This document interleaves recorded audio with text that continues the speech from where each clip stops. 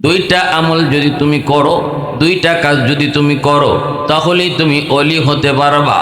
এক নাম্বার হলো তোমার ঈমান লাগবে, এক নাম্বার হলো দৌলতে ঈমান লাগবে, এক নাম্বার হলো তোমার খাঁটি ঈমান লাগবে, নির্ভেজাল ঈমান লাগবে। এরপরে আল্লাহ পাক বলেন ওয়াকানু ইয়াত্তাকুন, দ্বিতীয় হলো তাকওয়া লাগবে, দুই নাম্বার হলো তাকওয়া লাগবে, আমি আল্লাহর ভয় লাগবে। এই দুই জিনিস যার হাসিল হয়ে যায় ঈমানের সাথে তাকওয়া, এই দুই জিনিসের দ্বারাই বান্দা আল্লাহর ওলি হয়ে যায়। আল্লাহ কাদের বন্ধু?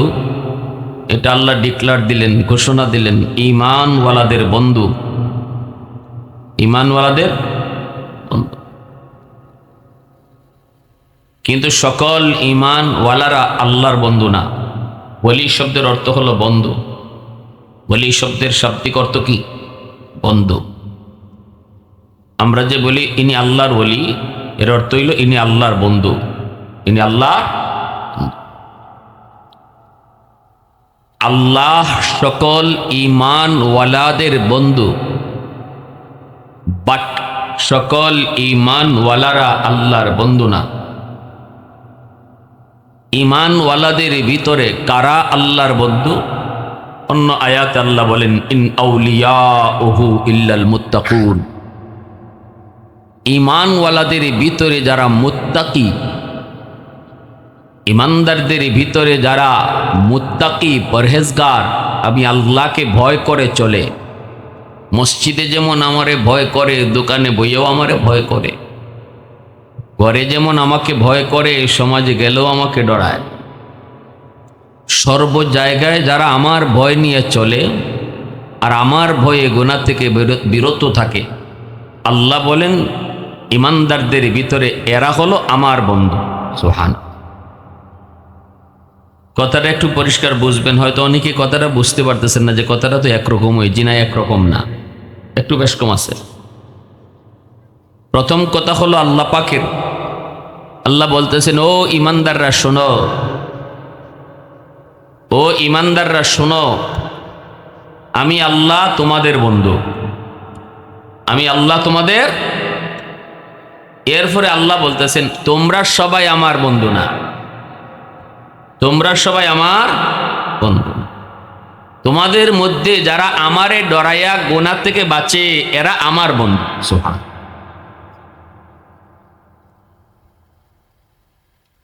যদি আমরা আল্লাহর বন্ধু হতে পারি লাভ কি?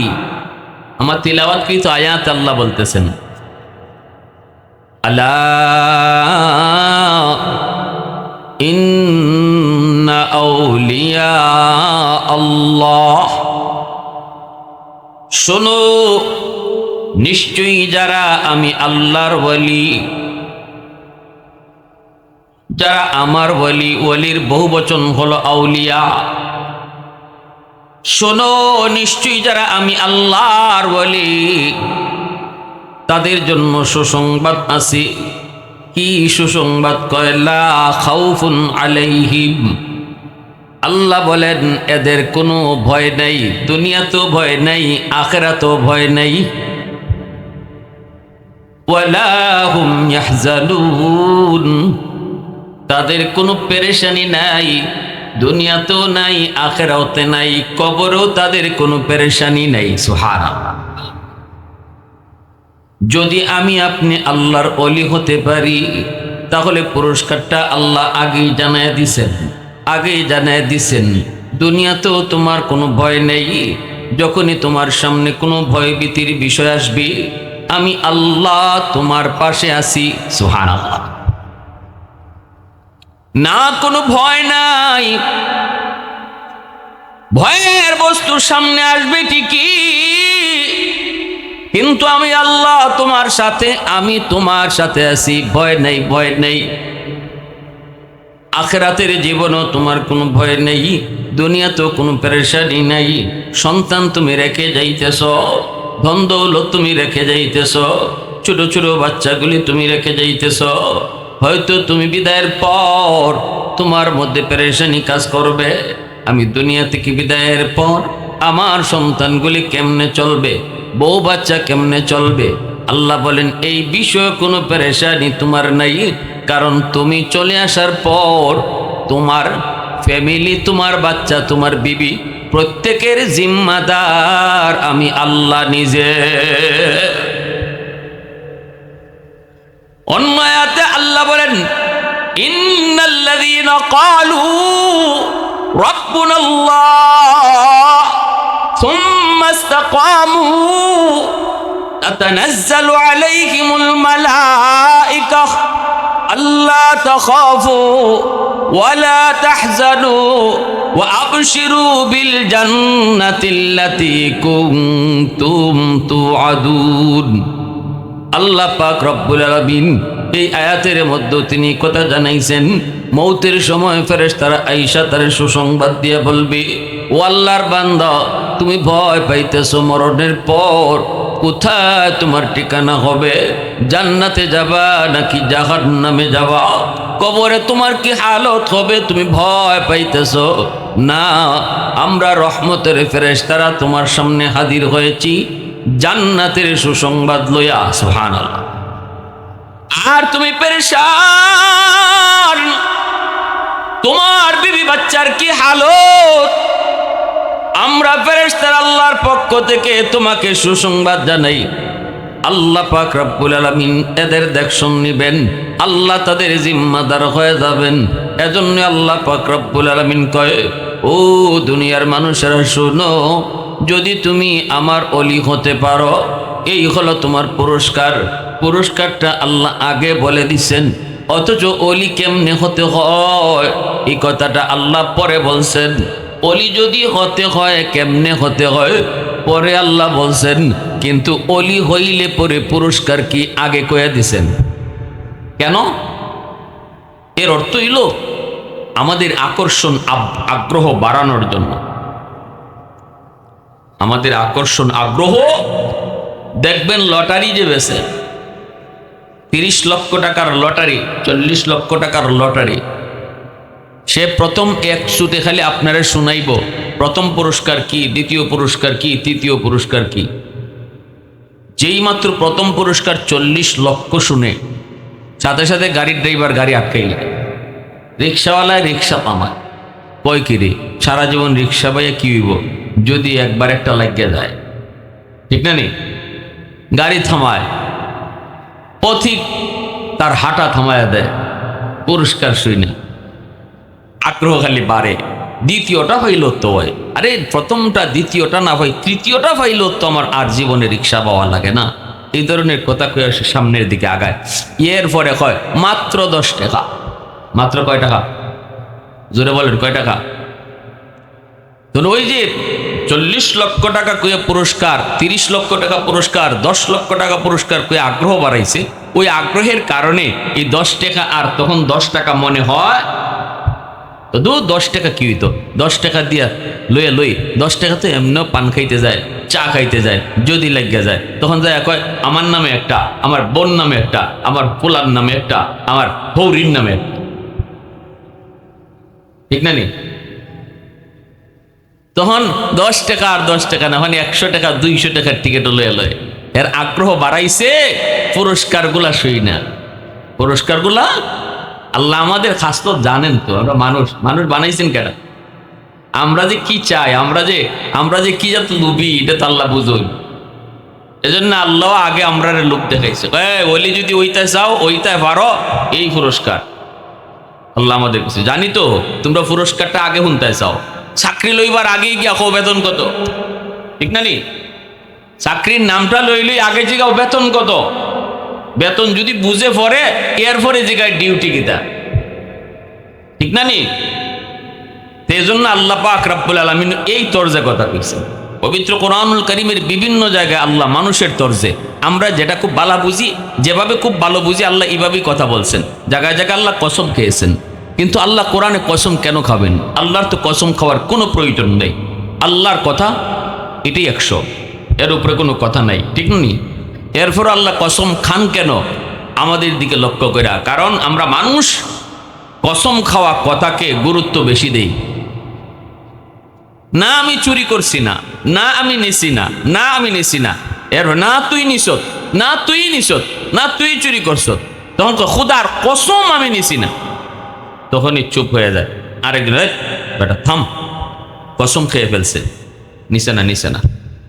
তো কসম খাওয়া কথার গুরুত্ব আছে না নাই? এজন্য আল্লাহ কোরআনের খুব গুরুত্বপূর্ণ কিছু কিছু জায়গায় যখন কবি আমাদের মনোযোগ আকর্ষণ করতে চান, কঠিনভাবে আল্লাহ আমাদের মনোযোগ চান, তখনই আল্লাহ কখনো একটা, কখনো দুটা, কখনো তিনটা, কখনো চারটা, কখনো একাধিক কসম আল্লাহ খান। খালি কসমই খাইতেছেন, কথা নাই বার্তা নাই, আল্লাহ খালি কসমই খায়। তখনই আমরা সজাগ হই, কিরে আল্লাহ এত কসম খাইতেছে কেন? আল্লাহ খালি কয় এই সূর্যের কসম, চন্দ্রের কসম, জমিনের কসম, সাগরের কসম, পাহাড়ের কসম। ও কসম খাইতে খাইতে শেষ। তখনই আমরা সজাগ হয়ে যায়, কান খাড়া হয়ে যায়, আল্লাহ এতগুলা কসম কেন খাইতেছে, কি কইতো চায় আল্লাহ? তখন আল্লাহকে পরের কথাটা শোনায়। ঠিক কি না জোরে বলেন? আলা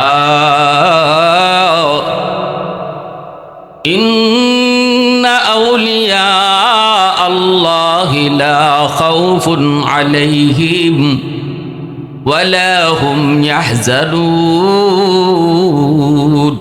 আল্লাহ পাক রব্বুল আলামিন বলে, যদি তুমি আমার ওলি হতে পারো তাহলে তোমার কোনো ভয় নাই, তোমার কোনো পেরেশানি নাই, ভয় নাই, কোনো পেরেশানি নাই, ভয় নাই, কোনো পেরেশানি নাই। ওলি শব্দের অর্থ আমরা বুঝলাম বন্ধু। ওলি কারে কয়, কেমনে হইতে হয়? এরপরে আল্লাহ পাক বলতেছেন, আল্লাযীনা আমানু ওয়া কানু ইয়াত্তাকুন। দুইটা আমল যদি তুমি করো, দুইটা কাজ যদি তুমি করো, তাহলেই তুমি ওলি হতে পারবা। এক নাম্বার হলো তোমার ঈমান লাগবে, এক নাম্বার হলো দৌলতে ঈমান লাগবে, এক নাম্বার হলো তোমার খাঁটি ঈমান লাগবে, নির্ভেজাল ঈমান লাগবে। এরপরে আল্লাহ পাক বলেন ওয়া কানু ইয়াত্তাকুন। দ্বিতীয় হলো তাকওয়া লাগবে, দুই নাম্বার হলো তাকওয়া লাগবে, আমি আল্লাহর ভয় লাগবে। এই দুই জিনিস যার হাসিল হয়ে যায় ঈমানের সাথে তাকওয়া, এই দুই জিনিসের দ্বারাই বান্দা আল্লাহর ওলি হয়ে যায়। একটা হলো ঈমান, দৌলতে ঈমান। এটা আল্লাহ পাক আমাদেরকে জন্মসূত্রে দিয়া দিছেন। মুসলমানের করে জন্ম দিয়া আল্লাহ আমাদেরকে ঈমান সাথে দিয়া দিছেন। এই যে আল্লাহ পাক কইছেন প্রশ্ন দুইটা, দুই প্রশ্নে তোমারে 50-50 মার্ক, 100 মার্কের প্রশ্ন, প্রশ্ন মাত্র দুইটা, নাম্বার হলো 100। প্রথমটাতে 50, দ্বিতীয়টাতে 50। প্রথম প্রশ্ন হলো ঈমান, দ্বিতীয় প্রশ্ন হলো তাকওয়া। এই দুই প্রশ্নের জবাব দেওয়ার দ্বারা বান্দা 100 মার্কের মালিক হইয়া আল্লাহ পাকের ওলি হয়। কিন্তু আল্লাহ পাক রব্বুল আলামিন তোমাকে আমাকে দয়া কইরা 50 নাম্বার আল্লাহ জন্মসূত্রে মুসলমানের ঘরে জন্ম দিয়া আল্লাহ নিজেই আমাদেরকে 50 নাম্বার আগে দিয়া রাখছেন। 50 নাম্বার আল্লাহ নিজের থেকে দিয়া লাইছে। বুঝছে, নাও তোমার 50 আমি দিলাইলাম, বাকি 50 মার্ক তুমি নিজে কামাই করো। আর যে মুসলমান না,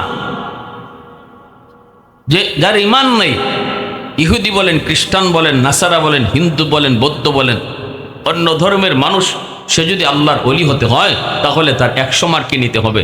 প্রথম হইল ঈমান আনতে হবে, তারপরে তাকওয়া হাসিল করতে হবে। ঠিক কি না জোরে বলে? প্রশংসা করব কার? একটু জোরে আওয়াজে মালিকের নাম কার?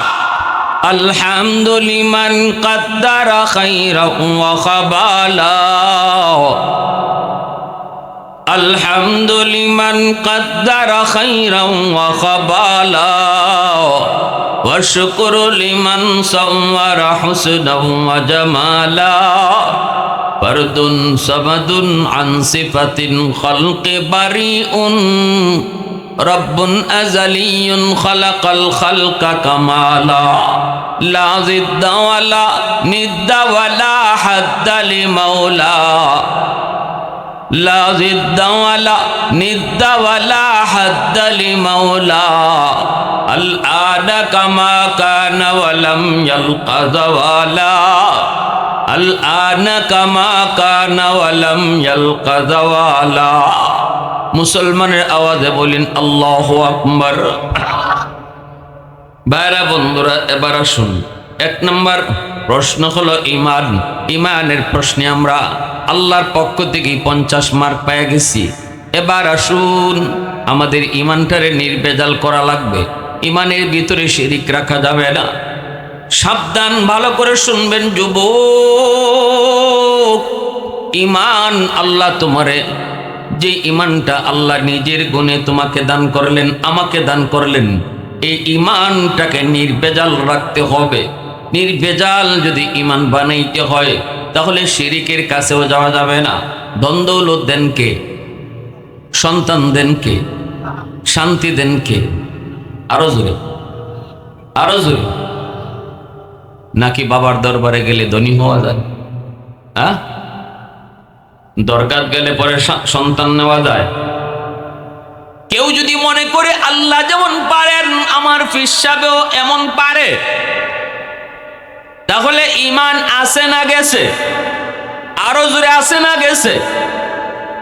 এমনকি কেউ যদি মনে করে আল্লাহ যেমন পারেন আমার নবীও এমন পারেন, তাহলেও ঈমান আছে না গেছে? আল্লাহ পাকের সাথে কাউরে শরীক করা যাবে না। আল্লাহ পাক রব্বুল আলামিন বেনজির বেমিসাল ওয়ালাম ইয়াকুল লাহু কুফুয়ান আহাদ। এটা হলো আল্লাহ পাক রব্বুল আলামিনের সিফত, আল্লাহ পাক রব্বুল আলামিনের গুণ। আল্লাহর মতো কেউ নাই। আল্লাহ যেইভাবে পারে এইভাবে আর কেউ পারে না। আল্লাহ যেইভাবে দেখে এইভাবে কেউ দেখে না। আল্লাহ যেইভাবে শুনে এইভাবে আর কেউ শুনে না। ঠিক না? আমি গেছি একবার সিলেট দরগাহ, ওয়াজ শেষ করে রাত বাসে 2টা না 3টা, শাহজালাল মাজারে যায় দেখি একদল মানুষ গাড়ি লিয়ে আসছে মাজার জিয়ারত করতো। রাত বাজে 2:30 না 3টা। এক মহিলা কাপড় থেকে পেট সরাইয়া মাজারের ওয়ালের সাথে পেট ঘষাইতেছে। কি ঘষায়? আমি পুরুষকে জিজ্ঞেস করলাম, মহিলারে তো আর জিগাইতে পারি না। পুরুষ যে একজন সাথে আছে, জিজ্ঞেস করলাম কি করে? কয় বাচ্চা নেয়। নাউজুবিল্লাহ, আসতে কইবেন আরেকটু জোরে। শাহজালাল মজুরুদ্দিন ইয়ামনি বাচ্চা দেওয়ার ক্ষমতা রাখে? আওয়াজ আসতে কেন? রুগী আছেন নাকি? শাহজালাল মজুরুদ্দিন ইয়ামনি বাচ্চা দেওয়ার ক্ষমতা রাখে? শাহপরান বাচ্চা দেওয়ার ক্ষমতা রাখে? আটরশি দরবারে গেলে ধনী হওয়া যায়? হ্যাঁ, তুমি খাইলিও? আমার তরফ থেকে তুমি খাইলি? মাশাআল্লাহ, জাযাকাল্লাহ। আচ্ছা বেটা, ঠিক আছে। মুজাহিদ, কিছু মানুষ এমন আছে গরু নিয়ে যায়, জিজ্ঞেস করি যদি কেন যাও, আটরশি গেলে ধনী হওয়া যায়। যে মানুষটা ধনী হওয়ার নিয়তে আটরশি যায় আর মনে করে যে দরবারে গেলে ধনী হইয়া আসা যায়, তাহলে বোঝা গেল দরবারে ফিসাব তারা ধনী বানায়। ইমান লইয়া আইছে না রাখিয়া আইছে? আরো ভালো করে বুঝ, যখন ইমান লইয়া আইছে সাথে না রাখিয়া আইছে? গরুর সাথে ইমানও দিয়ে আইছে, গরুও দিয়ে আইছে, ইমানও দিয়ে আইছে। কথাগুলা কঠিন লাগতেছে, এরপরও বাস্তব, ঠিক কি না? বুঝতে হবে আমার। এজন্য আমার বারা, যে ঈমান নামক মহাদৌলত আল্লাহ পাক আমাদেরকে দয়া করে বিনা দরখাস্তে আল্লাহ পাক দান করলেন, ওই ঈমানটাকে নির্ভেজাল বানায় রাখতে হবে। নির্ভেজাল ঈমান যদি তুমি বানাইতে পারো রে যুবক, তাহলে আল্লাহ পাক রব্বুল আলামিন ওই ঈমানের বদৌলতে তোমাকে একদিন না একদিন জান্নাত দিবেনই দিবেন। সুবহানাল্লাহ। মান ক্বালা লা ইলাহা ইল্লাল্লাহ দাখালাল জান্নাহ। তাবলীগ জামাতের একদল জামাত কাকরাইল মসজিদে এসেছিল। ফ্রান্সের একজন যুবক খ্রিস্টান ধর্ম থেকে কালেমা পড়ে মুসলমান হয়েছে। ওই যুবক সে বয়ান করে আর কান্দে। যুবক বলতেছে, আমি ভিন্ন ধর্ম আমি চিনতাম না, বুঝতাম না গো। আল্লাহর পরিচয়, নবীর পরিচয় জানতাম না।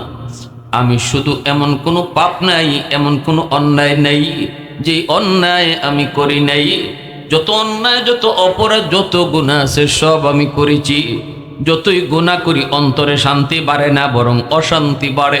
গুনাহ কোনোদিন অন্তরে শান্তি দেয় না, গুনাহ সবসময় অশান্তি টানে, ঠিক না? গুনার বৈশিষ্ট্যই হলো আযাব আর গজব টেনে আনা, আর নেক কামলের বৈশিষ্ট্য হলো আল্লাহর রহমত টাইনা আনা। আল্লাহ পাকের রহমত টেনে আনে নেক আমল, আল্লাহ পাকের রহমত টেনে আনে নামাজ, আল্লাহ পাকের রহমত জারি করে রোজা, আল্লাহ পাকের রহমত টাইনা আনে হালাল হারাম মাইনা চলা।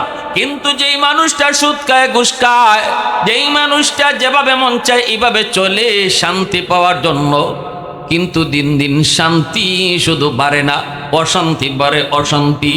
ওই যুবক কান্দে আর বলতেছে, আমি শান্তির সন্ধানে ঘুরেছি, কত কিছু করলাম কিন্তু শান্তি তো আমি পাই না।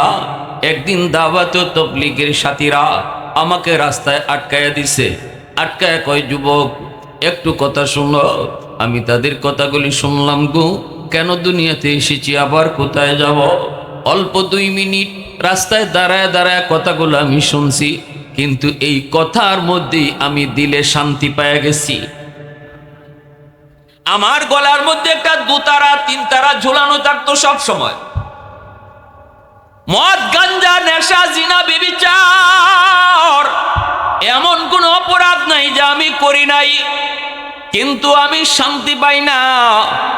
অপরাধ একটা করি তো আরেকটা করতে মন চায়, তখন দেখি অশান্তি আরো বাড়ে, আরো বাড়ে। কিন্তু 2 মিনিট দাওয়াত তাবলীগের কথা শোনার পর আমার দিলের ভিতরে শান্তি অনুভব করলাম।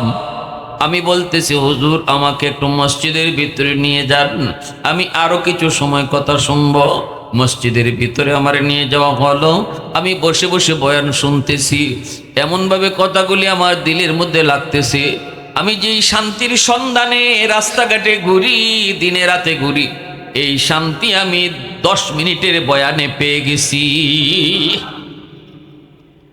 চোখ থেকে দর দর করে পানি পড়ে আর কান্দি। বিবি আমাকে ফোন দিয়েছে, আমার স্ত্রী, স্বামী গো কোথায়? আমি কান্দি আর বলি, বিবি আমি সত্য ধর্মের সন্ধান পেয়ে গেছি। অন্ধকারে ছিলাম, আলোর সন্ধান পেয়ে গেছি। ও বিবি, তোমাকেও আমি কালেমার দাওয়াত দেই। এটা এমন কালেমা, যেই কালিমার ওজন 7 আসমান 7 জমিনের চেয়ে অনেক ভারী। এটা এমন কালিমা, যেই কালিমার পাওয়ার, যেই কালিমার ওজন 7 আসমান 7 জমিনের চেয়ে অনেক ভারী, অনেক ভারী। বিবি গো, তুমিও ওই ধর্ম গ্রহণ করে ফেলো। তখনই আমার বিবি বলতেছে, স্বামী গো, ও স্বামী, যদি এতই ভারী এই কালেমাটা হয়, এই বাক্যটা যদি এতই ভারী হয়, তাহলে তুমি কাগজে করে ওই কালিমা লিখে আইনো, আমি দাড়ি পাল্লা দিয়ে ওজন দিব। এক পাল্লায় আমাদের সন্তানকে রাখবো, আর এক পাল্লায় ওই নিখুঁত ইমানটাকে রাখবো, নির্ভেজাল ইমান। ওই ইমান, যে ইমানের মধ্যে কোনো ভেজাল নাই রে যুবক, যার ভিতরে শিরিকের কোনো গন্ধ নাই, ওই ইমানের কাগজের টুকরাটা এক পাল্লায় রাখবো, আরেক পাল্লায় আমাদের সন্তান, 8 বছরের যে সন্তান আছে ওর এক পাল্লায় রাখবো। 7 আসমান 7 জমিন না, এরপরে দাড়ি পাল্লা ওজন দিয়ে দেখবো, যদি তোমার কথা সত্য হয়, কালেমার পাল্লা বাড়ি হয়, আমি কথা দিলাম আমিও কালেমা পড়ে মুসলমান হয়ে যাব। সাথে সাথে আমি সব কই, যুবক টেনশন তুমি করবা না, টেনশন করবা না। ইমানের মূল্য আল্লাহ পাক আখিরাতের ময়দানে দেয়। সব জিনিসের দাম দুনিয়াতে পাওয়া যায় না।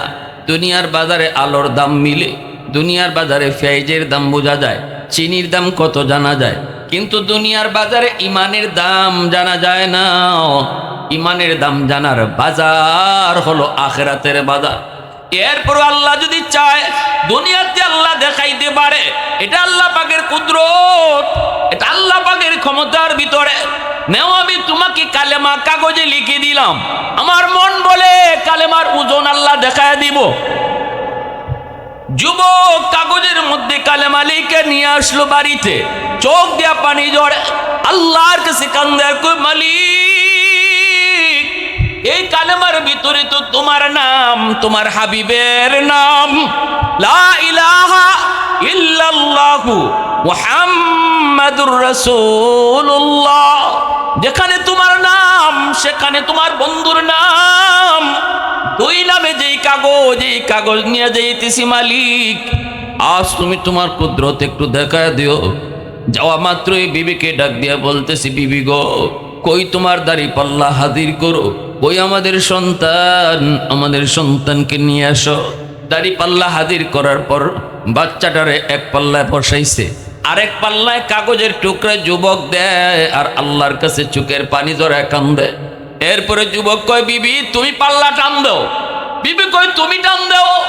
স্বামী কয়, না, তুমি নিজে পাল্লা টান দাও। বিবি যখন ওই দাড়ি পাল্লা টান দিল, আল্লাহু আকবার, যুবক কান্দে আর কয়, আমার চোখের সামনে দেখতেছি কাগজের কালেমার পাল্লা নিচে ভারী হইয়া পইরা রইছে, আর আমার সন্তানের পাল্লা হালকা হইয়া উপরে উঠে গেছে। মুসলমানের আওয়াজে আল্লাহু আকবার হয় নাই, আরো জোরে আল্লাহু আকবার, আরো জোরে যুবক আল্লাহু আকবার। তাহলে ইমানদারের ইমানের দাম আসেনি না নাই? ইমানদারের ইমানের কি পরিমাণ মূল্য! এজন্য আল্লাহ কয়, ও দুনিয়ার মানুষ, যদি আমি আল্লাহর ওলি হতে চাও, এক নাম্বার শর্ত হলো দৌলতে ঈমান। ঈমান যারা তোমরা পেয়েছ, এই ঈমানটারে নির্ভেজাল রাখো, শিরকের ধারে কাছে যেও না। দুই নাম্বার হলো তাকওয়া, আমি আল্লাহর ভয় অন্তরের ভিতরে রাখো। এই অন্তরের ভিতরে আল্লাহর ভয় রাখা তাকওয়ার দৌলত। এই তাকওয়ার দৌলতে 50 নম্বর। অতএব আমার আপনার কাম হলো শুধু তাকওয়া হাসিল করা, ঠিক না জোরে বলেন? তাকওয়া হাসিল করা হলো আমার আপনার কাম। ভাইরা বন্ধুরা, তাকওয়া কেমনে হাসিল হয়? আল্লাহর ভয় কারে কয়? একটু মন দিয়া শুনেন, আল্লাহ পাকের ভয় কারে কয়? এই কথারে আল্লাহ পাক রব্বুল আলামিন বলছেন, ইন আউলিয়াউহু ইল্লাল মুত্তাকুন। তাকওয়া কারে কয়? হযরত ওমর ফারুক রাদিয়াল্লাহু তাআলা আনহু একদিন তিনি বের হয়েছেন, ছদ্মবেশে বের হয়েছেন।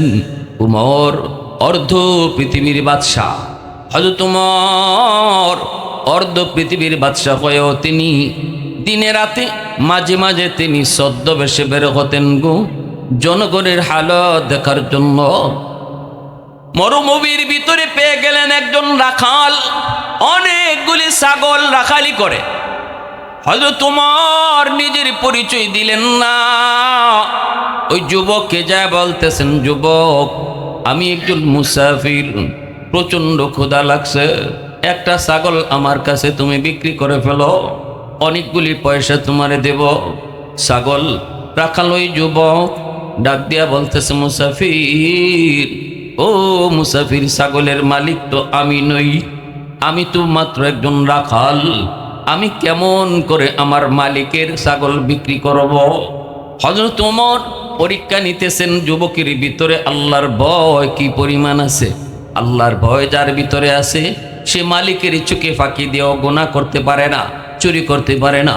আল্লাহর ভয় যার অন্তরে আছে, কর্মচারী হলেও সে সুযোগ পেল মাল চুরি করবে না। মালিক দোকানে নাই, এরপরও মাল চুরি করবে না। কারণ হলো তার ভিতরে কেউ না দেখলেও দেখেন কে? আরো জোরে, আরো জোরে। কেউ না দেখলেও দেখেন কে? কেউ না শুনলেও শুনেন কে? জুলেখা ইসু আলাইহিস সালাম কি কইছিল? 7টা গেটের ভিতরে ঢুকাইয়া জুলেখা কয়, ইউসুফ, আই তালাক, আমার পাশে আসো, ধরো আমারে।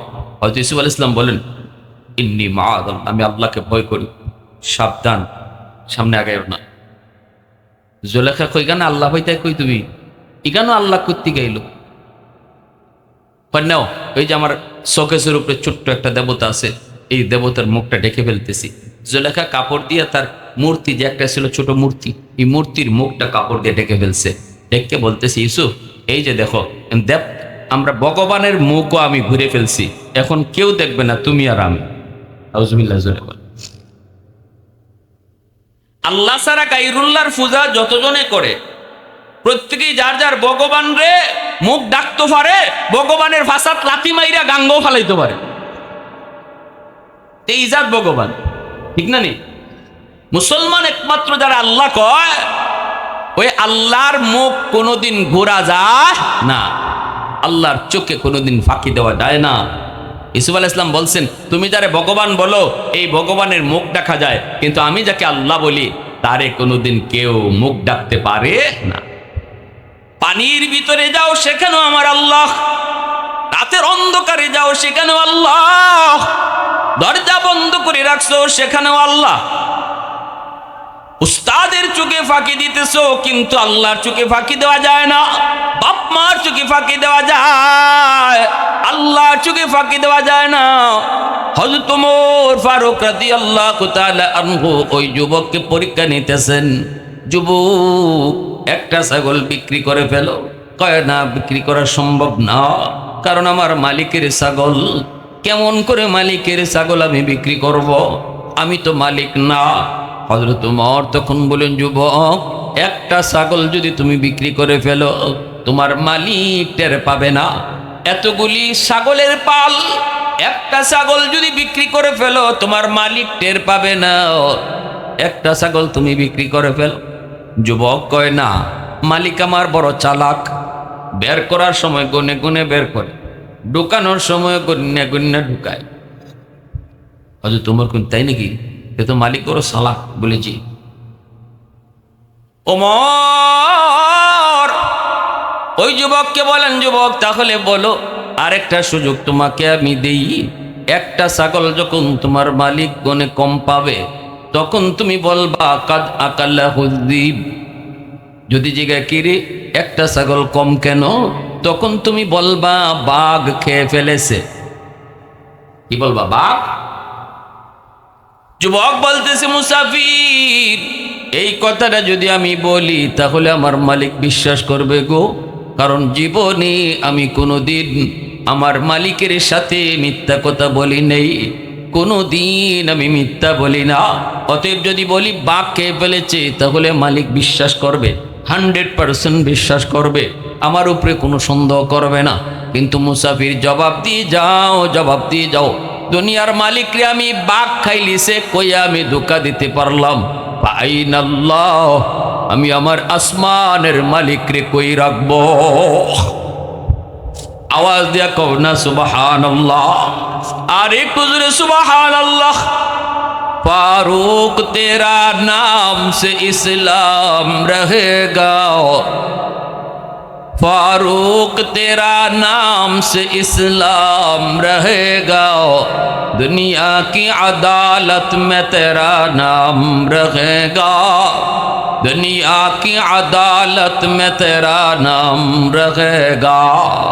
सिद्दीक तेरा नाम से इस्लाम रहेगा, दुनिया की सदाकत में तेरा नाम रहेगा, उस्मान तेरा नाम से इस्लाम रहेगा, दुनिया की सखावत में तेरा नाम रहेगा, हैदर तेरा नाम से इस्लाम रहेगा, दुनिया की शजाअत में तेरा नाम रहेगा, मुआविया तेरा नाम से इस्लाम रहेगा, दुनिया की सियासत में तेरा नाम रहेगा, दुनिया की सियासत में तेरा नाम रहेगा।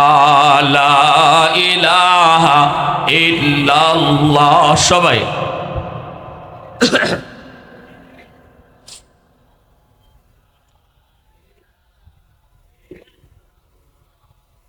ला इलाहा इल्लल्लाह।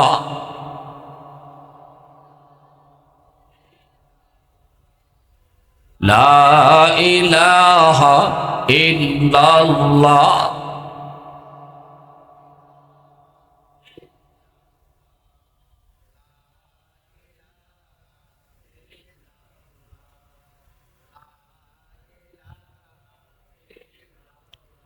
লা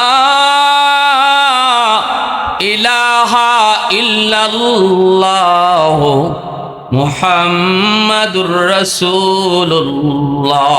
জোরে সুরে বলি সাল্লাল্লাহু আলাইহি ওয়াসাল্লাম। যেই মাত্র এই যুবক এই কথা বলল, ফাআইনাল্লাহ ফাআইনাল্লাহ, আমি আমার আল্লাহরে কোথায় রাখবো, আমি আমার আল্লাহকে কোথায় রাখবো।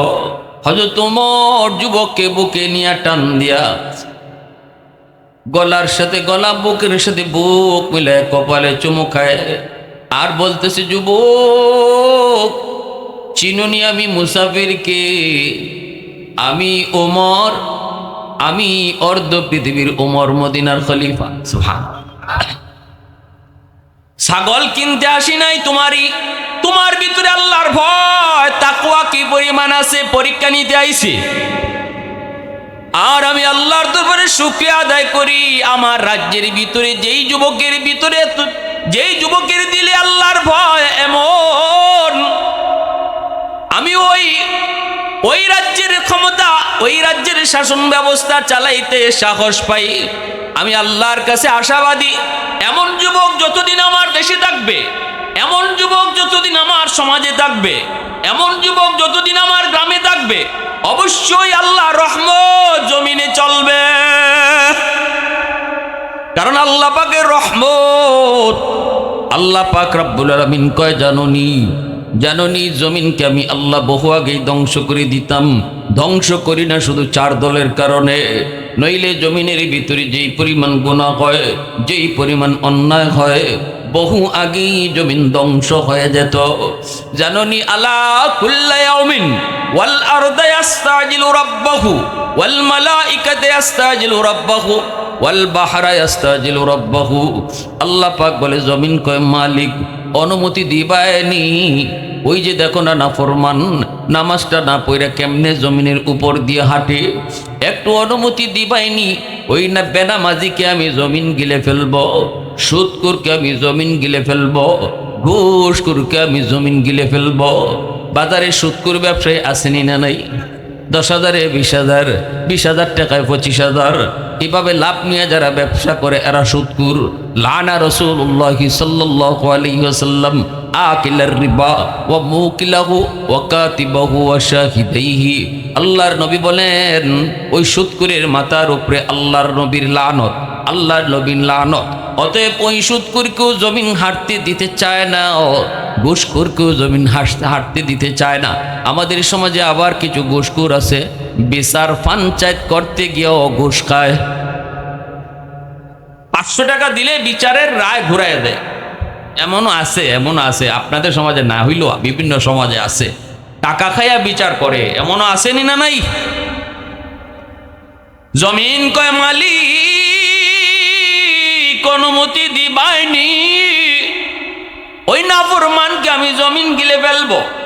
আল্লাহ কয়, এইভাবে সাগর মহাসাগর গুলো আমাকে ডাক দিয়া কয়, মালিক আমি সাগরের পারে কত গুনাহ, কত আয়োজন হয়, আমি পানি আর কতদিন গুনাহ দেখব। অনুমতি যদি দাও, নাফরমানদের এই নাফরমানি জমিনটারে আমি পানি যায় ডুবায় ফেলবো। জমিনটারে ওরা নাপাক বানায় ফেলছে, আমি পানি যায় পাক বানায় দিই, নাফরমান গুলাকে আমি ডুবায় দিই। আল্লাহ পাক করে, জমিন শুন, আমার আর আমার বান্দা বান্দির মাঝখানে তোরা কেউ নাক গলাবি না। মানুষ বানাইছে আমি, গুনাও যদি করে আমার করে তোদের কি? আমার বান্দা গুনাহ করবে আবার শুধু তওবা করবে, 70 বছর বয়সে তওবা করবে, আমি আল্লাহ 70 সেকেন্ডে মাফ করে দিমু।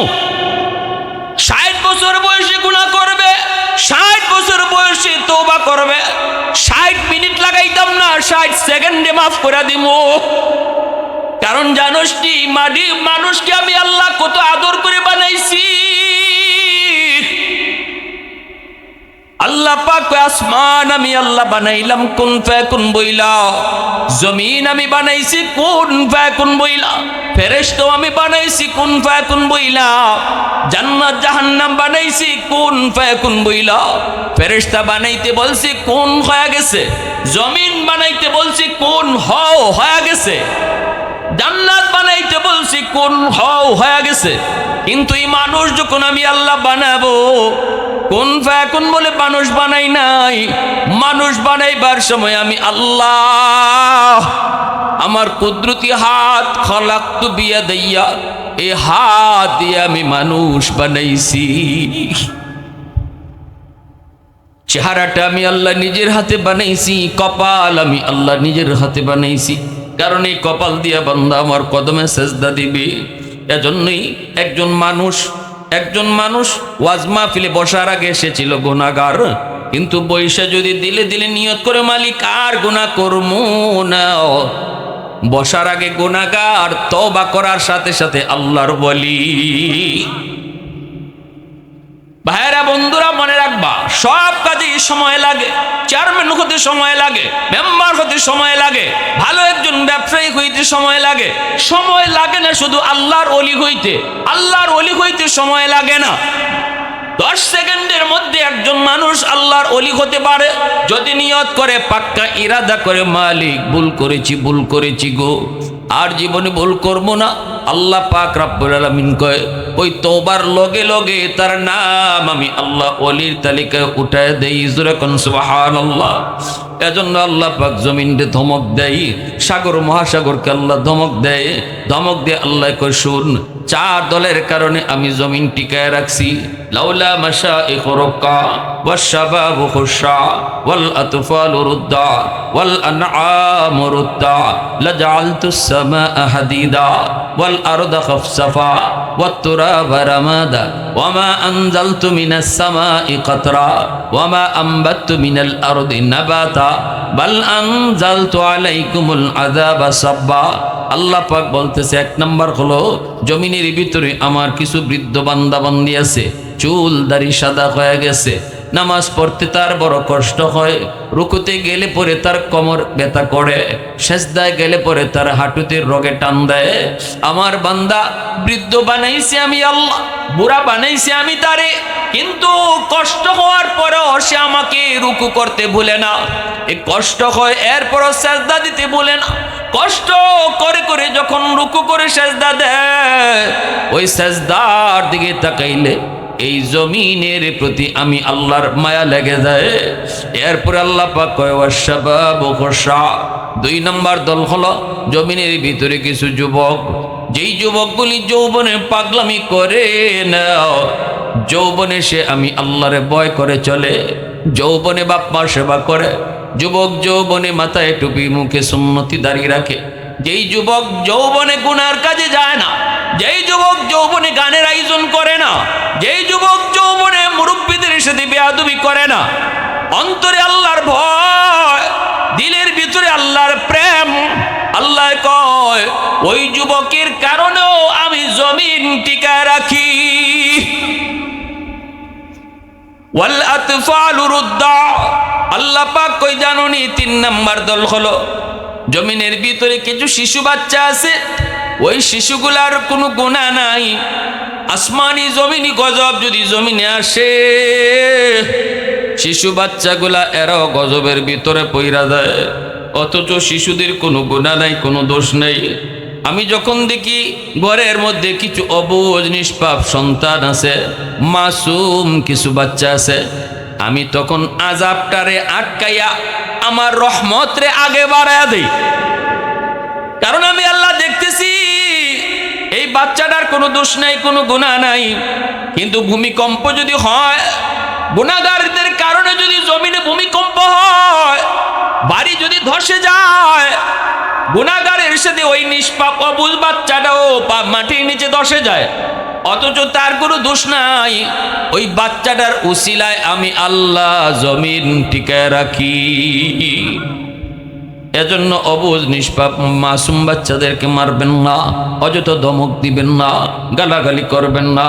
তোমার আমার মতো নাফরমান রে আল্লাহ পাক ঘরে খানা বন্ধ করাইয়া দিত শেষ করিয়া, কিন্তু এই ঘরে এখনো খানা ঢুকায়, আল্লাহ রিজিক পৌঁছায় অবুঝ নিষ্পাপ শিশু বাচ্চার খাতিরে।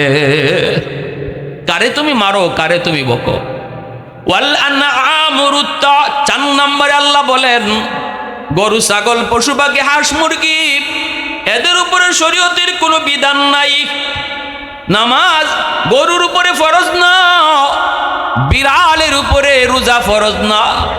কিন্তু যদি জমিনে মানুষের গুনার কারণে আযাব হয়, গজব হয়, তাহলে এই গরু, ছাগল, হাঁস, মুরগি এরাও গজবের ভিতরে পড়ে যায়।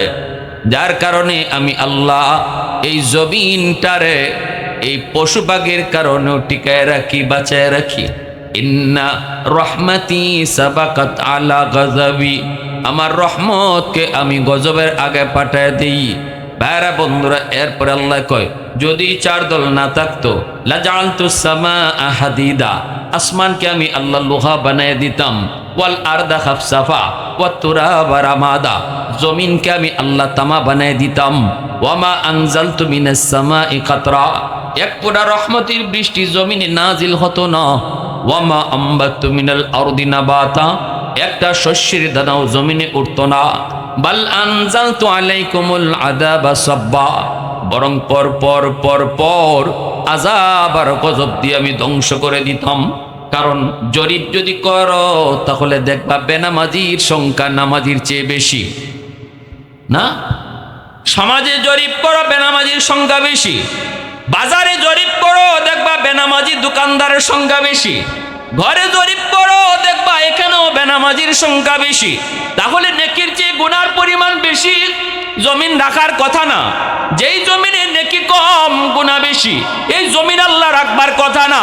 আল্লাহ কয় রাখি শুধু এই চার দলের কারণে, রাখি শুধু ওই বৃদ্ধ মানুষের কারণে, যে বৃদ্ধ বয়সে আমি আল্লাহরে সেজদা দেয়, যেই যুবক যৌবনে আমি আল্লাহরে ডরায়, যেই সমাজে ছোট ছোট বাচ্চাগুলো আছে, যেই সমাজে যেই দেশে পশু পাখি, হাঁস মুরগি আছে, ওই এই চার দলের কারণে আমি আল্লাহ জমিনটারে টিকায় রাখছি। জোরে বলি আল্লাহু আকবার। মুসলমানের আওয়াজ দেখো, আল্লাহু আকবার।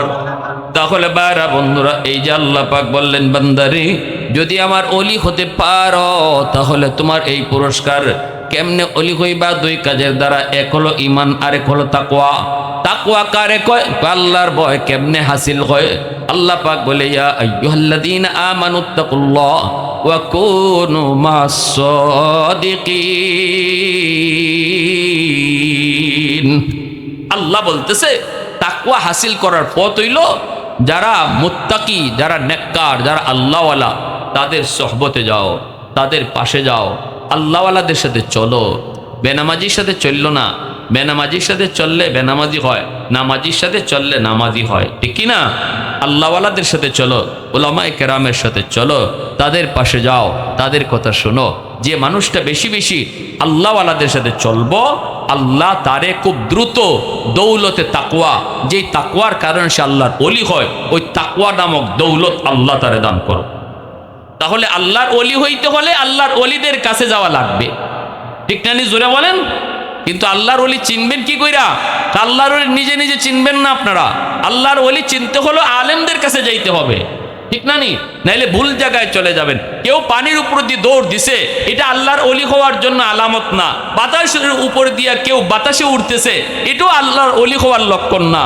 আল্লাহর ওলি হওয়ার লক্ষণ এটাও না। আব্দুল কাদের জিলানী রহমতুল্লাহ আলাইকে একজন কয়, হুজুর, এক হিন্দু সাধক বাতাসের উপর দিয়ে উঠতেছে, আপনি কের ফিসা বইলেন? আপনি তো কোনোদিন বাতাসে উঠতে পারলেন না। হিন্দু সাধক সাধনা কইরা বাতাসে উঠতেছে। আব্দুল কাদের জিলানী বলতেছে, তাই নাকি? বলে হ। কইতে দাঁড়াও, আমি ওরে নামাই। আব্দুল কাদের জিলানী তার পায়ের জুতা ছেড়ে দিছেন বাতাসে, আর জুতারে বলছেন, যা তুই ওরে পিটাই আর নিচে নামা। ওই জুতা গিয়ে আসমানও উঠছে, উঠটা ওই হিন্দু সাধকরে জুতায় ফিটাইতে ফিটাইতে জমিনে নামাইছে। তাহলে বোঝা গেল সাধনা কইরা, এটারে বলে মেসমেরিজম। সাধনা করে একজন মানুষ পানির উপর দিয়েও হাঁটতে পারে, বাতাসে উঠতে পারে, এটা আল্লাহর ওলি হওয়ার আলামত না। আল্লাহর ওলি হইতে গেলে এক নাম্বার শর্ত হলো তার তাকওয়া লাগবে।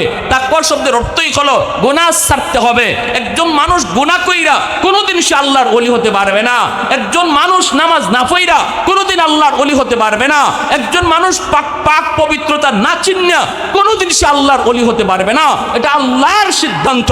যদি তুমি আমার ওলি হতে হয়, অবশ্যই তোমাকে হালাল হারাম মান্না, জায়েজ না জায়েজ মান্না, গুনাহ ছাইরা চলতে হবে, ঠিক না? নিজরে বলেন। আমরা জটার চুল লাগায় হাঁটতেছে, লাল শালু পরে হাঁটতেছে, আর যদি খালি মৌলা কয়ে ডাক দে, তখনই দেখবেন পিছি দিয়ে আব্বা অন্যের লোকের অভাব নেই, ঠিক না নি? আব্বা হওয়ার লোক তখন অভাব নেই। আর মা বোনরা তো মাশাআল্লাহ, যদি মা বোনদের কাছে গিয়া খালি কেউ কয় একজন ফিসা পাইছে, তে তো আর জামাইও চিনে না, তখন কি চিনে না, তখন আর জামাই চিনেই না। সাবধান সাবধান, ওলি কারে কয় আল্লাহ কিন্তু এখানে বুঝাইয়া দেয়া দিছে। অতএব এই আল্লাহ যেটা সিদ্ধান্ত দিছে এই সিদ্ধান্তের বাইরে যাওয়া যাবে না। আল্লাহ আমাদের সবাইকে বুঝার, মানার, আমল করার তৌফিক আল্লাহ দান করুন। সবাই বলি আমিন। ওয়া আখির দাওয়ানা আনিল হামদুলিল্লাহি রাব্বিল আলামিন। আল্লাহুম্মা সাল্লি আলা মুহাম্মদ ওয়া আলা আলি মুহাম্মদ কামা সাল্লাইতা আলা ইব্রাহিম ওয়া আলা আলি ইব্রাহিম ইন্নাকা হামিদুম মাজিদ।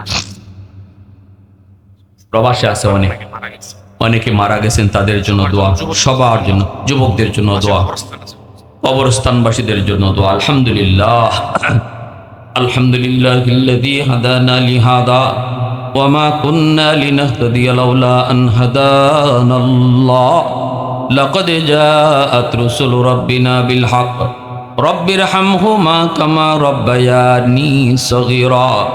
রব্বুল আলামিন আল্লাহ কুদরতি নজরে দেখো, আই মালিক, প্রবাসী ভাইরা, এলাকার যুব সমাজ, এলাকার মুরব্বীদের নিয়ে আজকে এত সুন্দর একটা মাহফিল আয়োজন করেছে।